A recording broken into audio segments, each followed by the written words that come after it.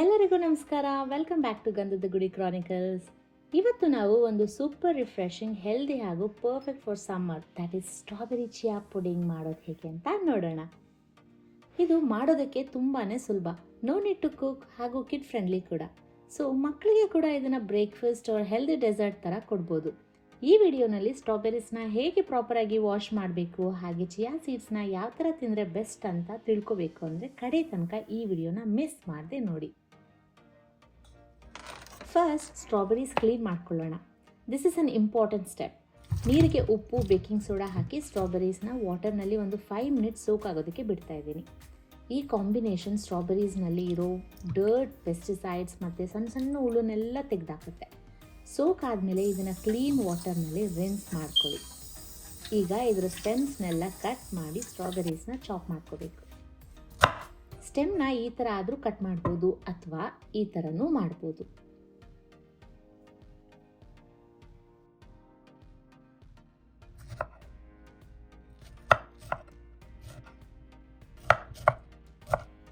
ಈಗ ಒಂದು ಬ್ಲೆಂಡರ್ಗೆ 1 ಕಪ್ಪಷ್ಟು ಸ್ಟ್ರಾಬೆರೀಸ್, 2 ಟೇಬಲ್ ಸ್ಪೂನಷ್ಟು ಓಟ್ಸ್, ಒಂದು ಅರ್ಧ ಕಪ್ನಷ್ಟು ಹಾಲು and sweetener of your choice. ನಾನು ಮೇಪಲ್ ಸಿರಪ್ನ ಯೂಸ್ ಮಾಡ್ತಾ ಇದ್ದೀನಿ. ನೀವು ಹನಿ ಆರ್ ಶುಗರ್ನ ಕೂಡ ಯೂಸ್ ಮಾಡ್ಕೋಬೋದು. ಈಗ ಎಲ್ಲ ಸ್ಮೂತಾಗಿ ಬ್ಲೆಂಡ್ ಮಾಡ್ಕೊಳ್ಳಿ. ದಿಸ್ ಸ್ಮೆಲ್ಸ್ ಅಮೇಝಿಂಗ್ ಗೊತ್ತಾ? ಫ್ರೆಶ್ ಸ್ಟ್ರಾಬೆರಿ ಮಿಲ್ಕ್ ಶೇಕ್ ಥರ ಇದೆ. ಈಗ ಇದನ್ನು ಒಂದು ಕಂಟೈನರ್ಗೆ ಹಾಕ್ಕೊಂಡು ಒಂದು 2 ಟೇಬಲ್ ಸ್ಪೂನಷ್ಟು ಚಿಯಾ ಸೀಡ್ಸ್ನ ಮಿಕ್ಸ್ ಮಾಡ್ಕೋಬೇಕು. Chia seeds R rich in plant based omega 3, fibre and protein. ಆದರೆ ಇದನ್ನು ಹಾಗೆ ತಿನ್ನೋ ಹಾಗಿಲ್ಲ, ಇದನ್ನು ಸೋಕ್ ಮಾಡಿದ ಮೇಲೇ ತಿನ್ನಬೇಕು. ಹೀಗೆ ಮಾಡೋದ್ರಿಂದ ಇದರಲ್ಲಿರೋ ನ್ಯೂಟ್ರಿಯೆಂಟ್ಸ್ ಎಲ್ಲ ಈಸಿಯಾಗಿ ಡೈಜೆಸ್ಟ್ ಆಗಿ ಅಬ್ಸಾರ್ಬ್ ಆಗುತ್ತೆ. ಇದನ್ನು ಅಟ್ಲೀಸ್ಟ್ 4 ಅವರ್ಸ್ ರೆಫ್ರಿಜರೇಟ್ ಮಾಡಬೇಕು. ಬಟ್ ನಿಮಗೆ ಮಾರ್ನಿಂಗ್ ಬ್ರೇಕ್ಫಾಸ್ಟ್ಗೆ ಬೇಕು ಅನ್ನೋದಾದರೆ ಇದನ್ನು ನೈಟೇ ರೆಡಿ ಮಾಡಿ ಫ್ರಿಡ್ಜ್ನಲ್ಲಿಟ್ಟರೆ ಚೆನ್ನಾಗಿ ಸೋಕಾಗಿರುತ್ತೆ. Now it's time to layer.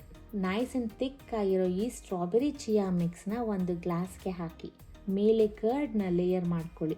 ಹೀಗೆ ಎರಡನ್ನು ಮಲ್ಟಿಪಲ್ ಲೇಯರ್ಸ್ ಆಗಿ ಕೂಡ ಮಾಡ್ಕೋಬೋದು. ಲಾಸ್ಟ್ಗೆ ನಾನಿಲ್ಲಿ ಚಾಪ್ಡ್ ಸ್ಟ್ರಾಬೆರೀಸ್, ರೈಸಿನ್ಸ್ ಆ್ಯಂಡ್ ಆಲ್ಮಂಡ್ಸ್ನ ಹಾಕ್ತಾ ಇದ್ದೀನಿ. ನೀವು ಬೇಕಿದ್ರೆ ಸ್ವಲ್ಪ ಹನಿ ಕೂಡ ಡ್ರಿಸಲ್ ಮಾಡ್ಕೋಬೋದು. ಈಗ fresh, bright and naturally sweet ಆಗಿರೋ ಸ್ಟ್ರಾಬೆರಿ ಚಿಯಾ ಪುಡಿಂಗ್ ರೆಡಿ ಆಯಿತು. If you try this recipe, let me know how it turned out. And ನೀವಿನ್ನು ನಮ್ಮ ಚಾನಲ್ಗೆ ಸಬ್ಸ್ಕ್ರೈಬ್ ಆಗಿಲ್ಲ ಅಂದರೆ ಈ ಕೂಡಲೇ ಸಬ್ಸ್ಕ್ರೈಬ್ ಆಗಿ ಅಂತ ಹೇಳ್ತಾ ಮುಂದಿನ ವಿಡಿಯೋನಲ್ಲಿ ಮತ್ತೆ ಸಿಗೋಣ. Thank you.